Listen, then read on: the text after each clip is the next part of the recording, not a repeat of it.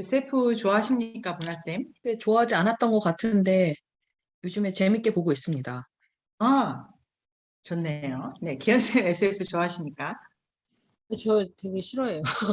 그랬는데, 아니, 진짜 네네, 뭐 또 그래, 그렇게까지. 네네. 판타지나 SF 이런 거 되게 싫어했는데, 이번에 이제 이게 한 달에 한 SF를 통해서 좀 많이, 이렇게 접하게 돼서 세상에. 재밌었어요, 생각보다. 그러니까요. 근데 저게 정답이죠. 네.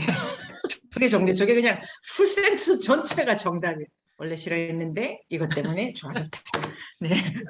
아주 훌륭하시다. 어떻게 저렇게 되게 정치적이시네요, 아니, 기현쌤은. 진심입니다. 네, 이것도 여기까지도 정답. 좀 오해다. 여기까지가 이제 정답. 잘하고 계시다. 네, 그렇게 생각이 들고요. 그 SF 제가 음, 그 하여튼 이 장르라는 거에 대해서 관심을 갖게 됐는데요. 그 소설의 장르, 소설 안에서도 뭐 하이 장르가 되게 많지 않습니까? 그래서 되게 내용으로 구별할 수 있는 문제인가 이런 생각도 해보고 형식으로 구별할 수 있는 문제가 뭐 있을까 이런 생각도 해보고 제가 이제 그 저의 관심 중에 장르가 뭐지? 그리고 생물학적으로는 기현쌤 종, 그다음에 하인, 류 이런 거지 않습니까? 그래서 이게 분류한다, 장르화한다 이런 게 뭔지가 이제 관심이 있었는데 그 중에 SF는 아주 이제 그 되게 특별한 장르고 역사적으로 돌아가면 19세기 말 그 혹시 그러니까 우리가 읽은 그 작품 있지 않습니까? 프랑켄슈타인 그거 나오고 이제 기계 인간 이렇게 나오면 이제 SF가 시작된다. 이게 사이언스 픽션인데 되게 재밌죠? 사이언스 픽션이지 않습니까? 근데 다 미래를 다뤄. 과학과 미래가 뭔 상관? 그런 것도 재밌고요. 그 SF라는 키워드가 이제 너무 궁금해가지고 유튜브에 막 쳐가지고 뭐 이렇게 이제 짧은 영상이 되게 많았는데 그거 말고 그 옛날에 알뜰 신잡인가요? 그래서 유시민 작가하고 김영하 작가하고 뭐 김진애 그 지금 이제 정치인이시죠. 그렇게 대담하는 것 중에 장국에 SF가 있더라고요. 근데 이제 그 유시민 작가님의 말씀 중에 SF 작가가 되게 작품이 되게 특이한데 기본적으로 단위가 인류다 이러면서 이제 설명을 좀 하신 게 있어요. 그래서 아 이게 진짜로 그렇구나. 요게 그냥 소설의 역사에서는 되게 이상한 주인공을 키워드로 삼고 있다 이런 생각이 들게도 되고 인류고 오늘 우리 나온 것도 있지만 인류와 인간의 공동체에 되게 관심이 많은 장르가 SF인데 제가 뭐 영화도 많이 본 게 없고 이것도 뭐 전혀 일천하지만 어떻게 살아야지 되게 오래된 질문이잖아요. 정치적으로 사회 구성을 어떻게 해가야 되는가? 사회 구성에 왕을 세울 것이냐, 민주정이냐, 자세히 들어보면 제가 그냥 겐토인데 SF 장르 전체 속에서 정치론으로 보면 그냥 왕정이냐 민주정이냐를 놓고 다시 그냥 우주 입혀가지고 설명하는 모델이 아닐까요? 스타워즈, 왕정이죠, 왕정. 훌륭한 군주. 지금 이게 지금 왜 지금 이러고 있나 지금 SF인데 정치적 상상력 혹은 더 필요 없을지도 모르니까 왕이라는 표상 이런 거 되게 중요해요. 듄 있지 않습니까?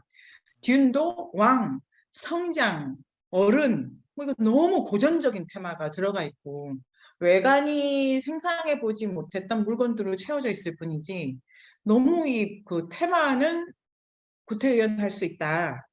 그런데 뭐 이제 그 다른 뭐 아이디어나 이런 걸로 이제 답을 내겠죠, 답을. 그래서 얼마나 이 함께 공동체를 꾸려나가는 데에 특별한 답을 내는가, 이 기술과 함께 그게 이제 엮여 있는 장르라는 생각이 들고 인류를 늘 문제시하기 때문에 인류학의 장르다. 인류학의 장르가 SF다. 그래서 제가 이런 생각이 들고 우리가 읽었던 것 중에 마이클 콜린스의 그 우주로부터 귀환 있지 않습니까? 그 작품 저한테 진짜 제가 모르고 했는데 이게 우리가 다 성견지명이 있었어요. 그 작품이 지구인의 시점에서 우주인의 시점으로 전환되는 거. 그러니까 콜린스가 달에 가기 전까지 막 힘들여가지고 그 비행 훈련하던 거 있지 않습니까? 그런 거는 뭐냐면은 되게 전근대적인, 그러니까 그 전근대, 그러니까 아주 전통적인 인간의 고투, 그다음에 뭐 이렇게 사실적인 그 뭐 자기의 분투 이래서 그 개인이 특화되고 개인이 환경과 어떻게 만나가지고 자기의 그 능력과 행동을 꽃피울 것인가. 이런 테마인데 우주에 가자마자 콜린스가 자기가 막 인류를 걱정하고 이렇게 되면서 자기 개인의 관점 이런 걸 다 내려놓고 좀 시야가 갑자기 자기 존재가 성질이 바뀐다는 생각을 그때 이제 토론하면서 우리도 해봤었는데요. 갑자기 자기 주변에 새도 보이고 훈련소도 보이고 이런 자기 주변의 구체적인 사물들이랑 이렇게 겪고 살아가는 인간이 있었는데 비행 타고 달로 가는 그 과정부터는 그냥 별로 묘사되는 게 없었지 않습니까? 오히려 이제 가는 길에서는 물론 뭐 바빠서 그랬는데 거기서는 인간 일반의 문제를 너무 쉽게 얘기하고 그리고 돌아와서 하는 말이 내 경험은 인류의 경험이니까 우리는 어디다 환영받았다 이런 얘기도 하고 그러니까 개인으로 존재했던 누군가가 우주에 나가는 순간 인류의 차원에서 자기를 바라보고 해석을 하게 되는 경험이 있어서 SF 장르는 우주를 배경으로 한다는 것 자체가 자기를 인류라는 단위로 놓고 이제 생각을 하려던 건가? 이런 생각도 해보고요. 여기까지 이제 만들어 보면 은하철도 999 같은 것이 우주를 어떻게 해석하고 있는가? 이렇게 이제 생각도 해볼 수 있을 것 같은데요. 여기서 이제 좀 더 밀어가 보도록 하겠습니다.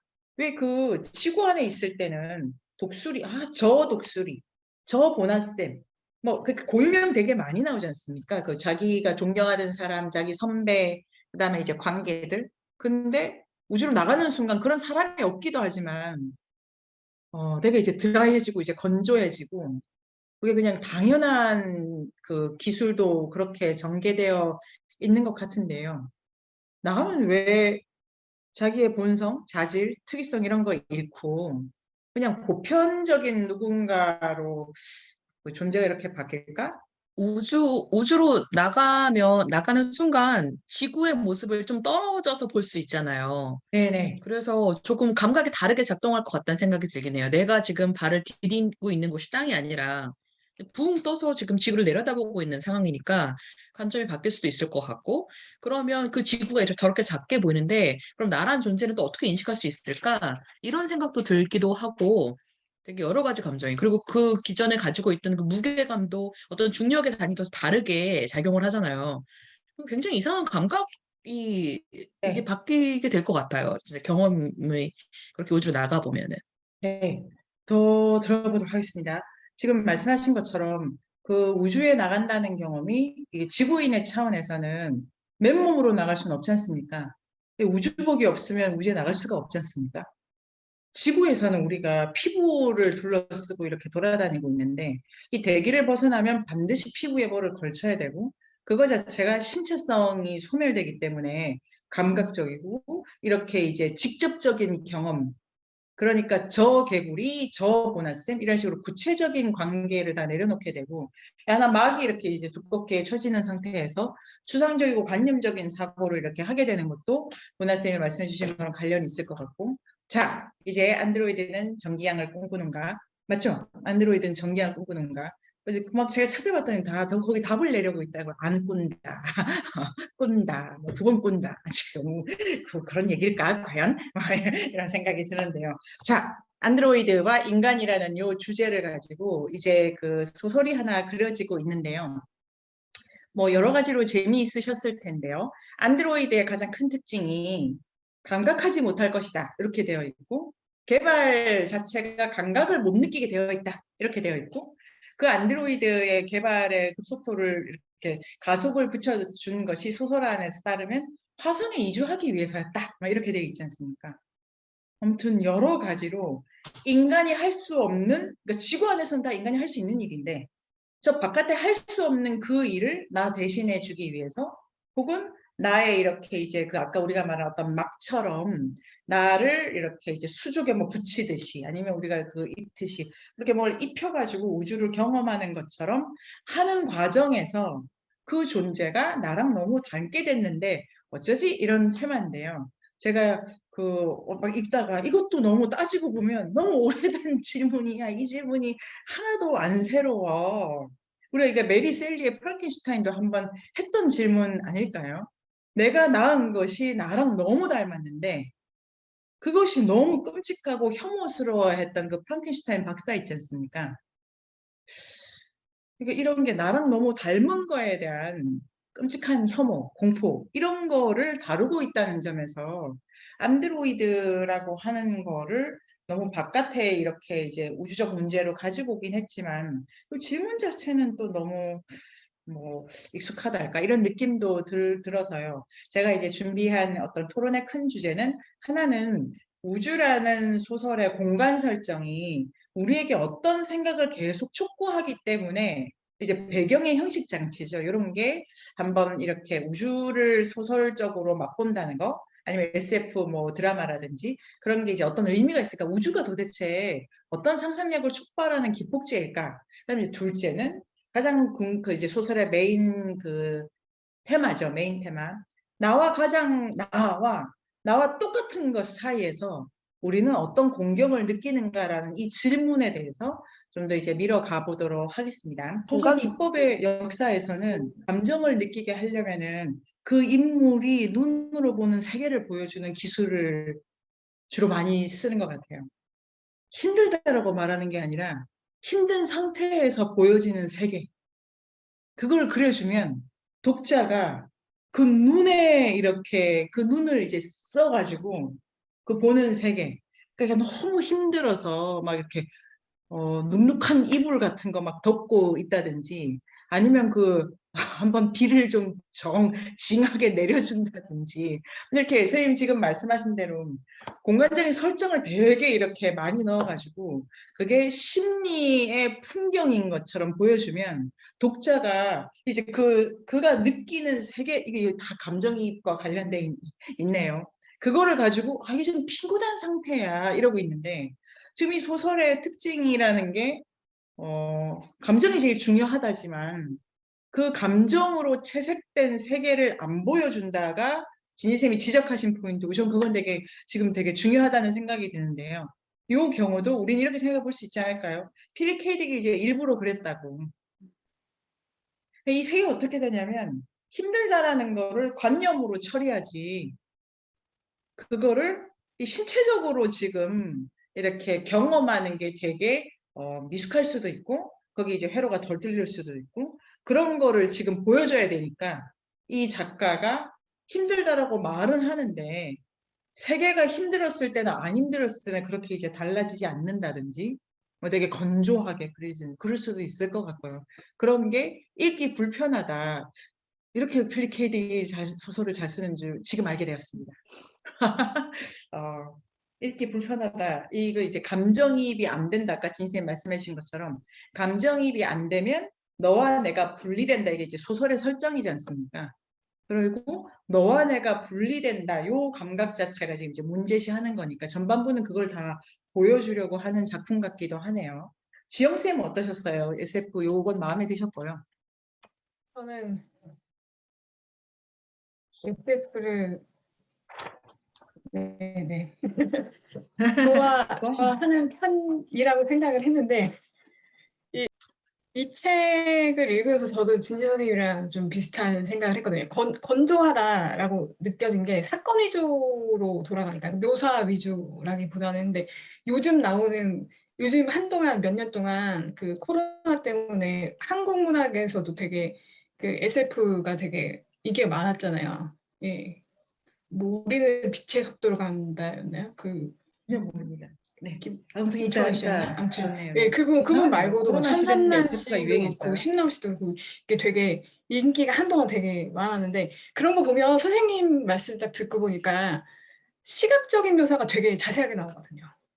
그래서 감정이입하기가 되게 쉽고 이게 시대가 다르더라도 그러니까 미래 시대가 뭐 어떻게 생겼는지 모르겠지만 미래 시대더라도 사람의 감정이나 뭐 이런 뭐 감정의 동요나 뭐 이런 것들이 되게 비슷하구나. 그러니까 사용하는 시설은 비슷한데 같은 사람이구나를 느끼는데 이 안드로이드 같은 경우에는 진짜 아까 진희 선생님 말씀하신 대로 계속 의심하게 되는 거예요. 진짜 이 사람들조차도 정말 안드로이드가 아닐까? 그러니까 중간에 그 다른 사냥꾼을 직접 검사를 하잖아요.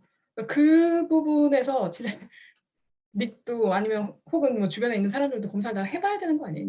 이게 단순히 명령만 들어온 게 아니라 그냥 자기가 스스로도 안드로이드인지 모르고 살아가는 그 수많은 안드로이드가 있지 않을까.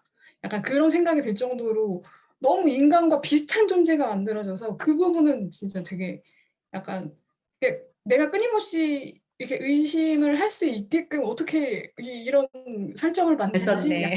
약간 이거 진짜 엄청난 것 같아요, 되게. 그래서 그런 부분은 되게 재밌었어요. 예. 지금 이제 말씀해 주신 걸 돌아가면 아마도 감정이입이 잘 되는 소설 있지 않습니까? 흡입력이 있다든가 이런 거는 나 피곤해, 나 너 사랑해. 그래서 주인공이 직접 봐라 하기보다는 세계에 대한 사물 묘사나 특히 자연물 묘사를 많이 쓸 가능성이 높고 소설의 역사에서 보면 그랬던 것이 아닌가 이런 생각을 하게 되는데요. 젊은 베르테르 스품이 빅히트를 쳤는데 그게 1700년대 몇 년일까요? 제가 정확히는 모르겠습니다만 네, 1700년대 후반이죠, 후반. 근데 젊은 베르테르 스품은 풀이 오지게 나옵니다. 근데 잡풀. 막 이렇게 일렁이는 잡풀, 풀이 막 움직이는 걸 누가 막 봐. 그게 되게 새로운 기법인 거죠. 돈키호테도 그렇고 섹스피어의 작품 이런 것도 보면 내가 외부를 묘사한다는 게 이렇게 그렇게 많이 안 들어오는데요. 어떤 데서 정서를 투사하는 기술이 지금 언어적으로 그 베르테르 스푼 같은 걸 보면 이렇게 확인할 수 있는데 여긴 지금 정서를 외부 세계에 투사하는 기술을 이제 덜 썼다는 의미에서 이 존재와 존재들의 감정적, 그러니까 관계적 단절이라든지 한 이 존재가 세계와 맺는 단절감 이런 거 이제 특히 많이 쓰는 작품인 것 같고요. 본론에 들어가는 핵심적인 틀거리를 한번 분석해 보도록 하겠습니다. 쌤들이 많이 써주셨는데요. 이게 어떻게 되냐면은 여기 이제 아무튼 그 지구가 이렇게 뭐 전쟁을 한 건가요? 뭐 낙진이 떨어지고 막 이렇게 이제 망한 거죠. 그래서 살만한 사람들은 다 화성에 가고 남은 사람들이 이제 뭐 이런 이제 잘 뭐 변변치 않은 지구인들 그 다음에 소설에 따르면은 그래도 여기가 있다고 좋겠다고 생각하는 그 지구인들 그 다음에 여기로 이제 도망은 안드로이드 이런 게 있고 그래서 이제 뭐 어떤 일을 한다는데 지금 지구가 기현 선생님의 글에 따르고 우리가 알다시피 여기가 뭐가 잠식해 나가는 세계인가요? 뭐? 키플인가요? 네, 키플 맞죠? 키플이고 이게 이제 되어 간다. 이런 세계가 있고 이게 이제 계속 진행되는 상태다. 근데 이 지구에서 어떤 일을 하냐면은 인간이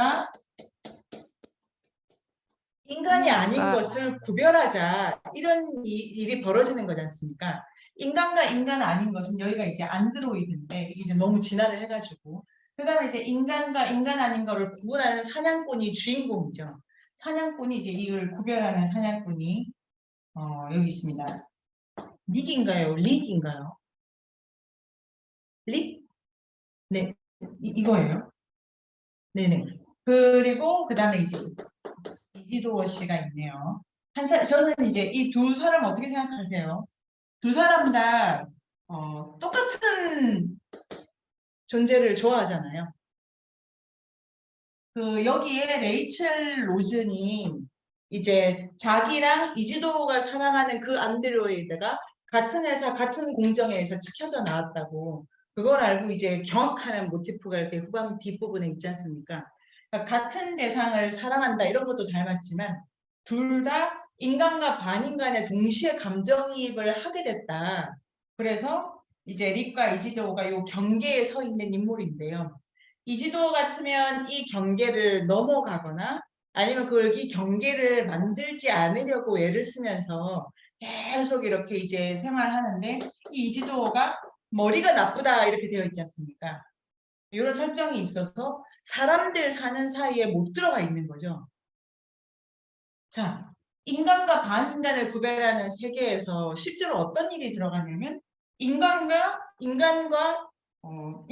못한 애가 지금 설정되어 있지 않습니까? 그러니까 인간과 반인간을 구별하는 시도는 인간과 인간에 채 못 미치는 애들을 또 그 안에서 구별하는 시도랑 같이 결부되어 있다. 이런 것도 한 테마가 있을 것 같고요.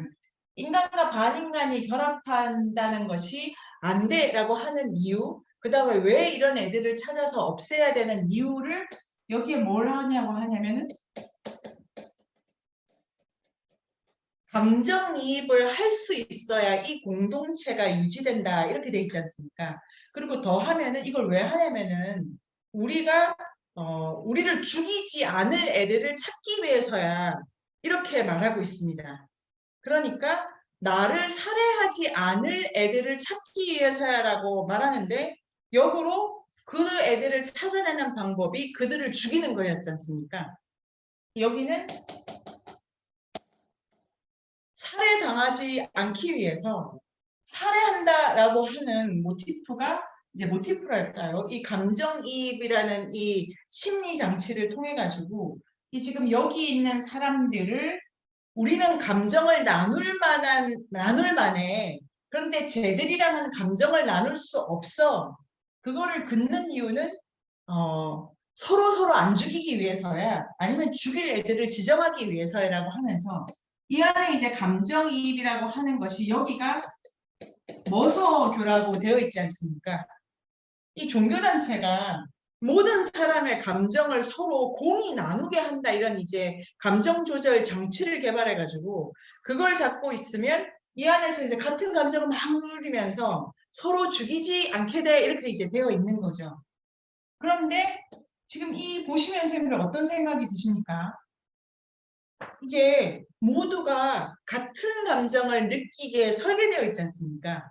그것이 기쁨이든 슬픔이든 내가 느끼는 감정을 저 장치에 연결하면 확 흘러다니게.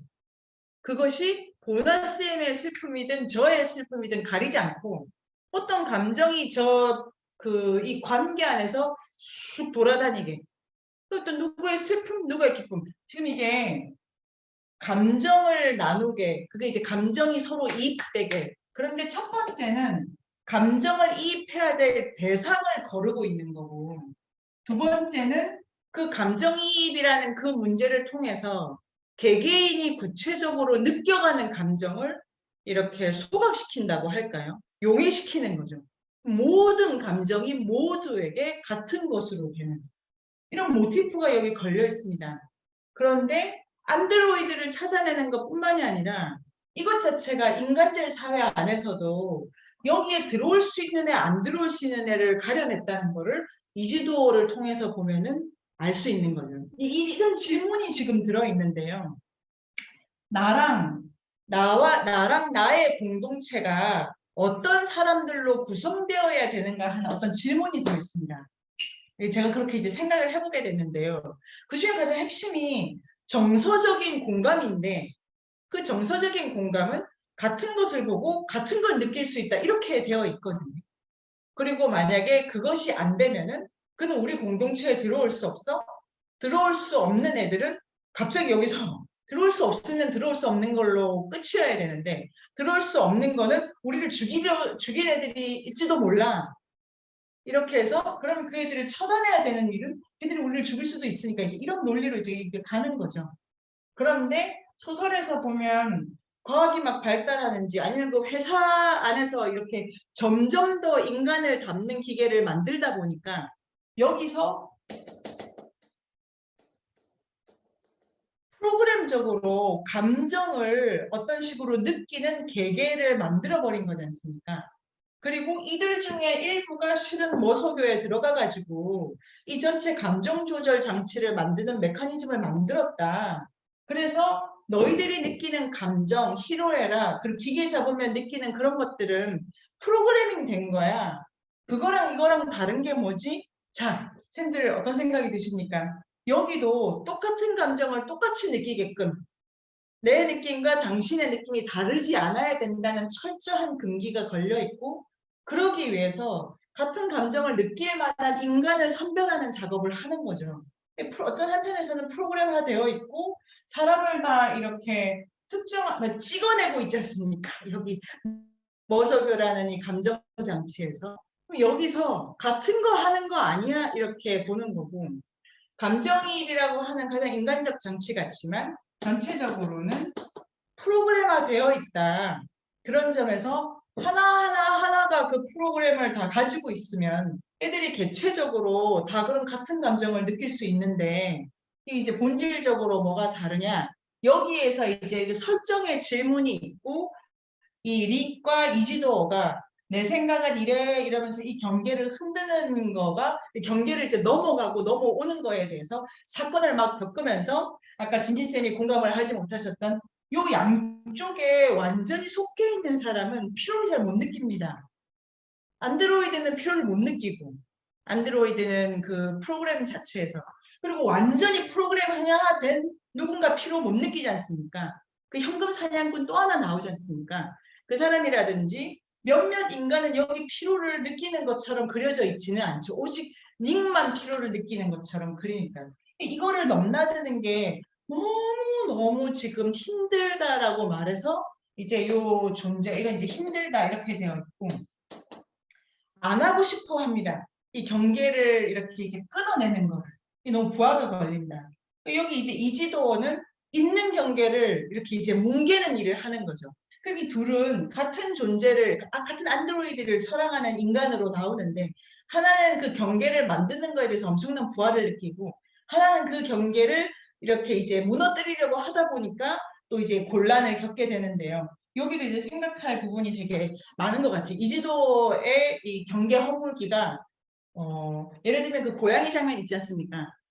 아니 너무 그 경계에 누가 걸려든 자기 앞에 있는 사람이 전기양이든지 아니면 전기인간인지 가리지 않고 사랑할 건데 지금 이 이지도는 전기인간인지 실제 인간인지 구별이 별로 안 중요하다 보니까 인간을 사랑하는 방식을 발휘해야 될 때 전기를 사랑하는 방식을 쓰거나 전기양에 맞춰서 사랑을 해야 될 때 인간적 방식을 써버려가지고 이것도 지금 일이 잘 안 되는 방식으로 전개되는 것 같은데 그러니까 한편으로는 릭과 이지도가 겪는 이 경계에서 겪는 곤란함의 어떤 차이도 나오는 것 같고요. 그래서 이제 전체적으로 소설을 보면 저는 그런 생각을 해봤는데요.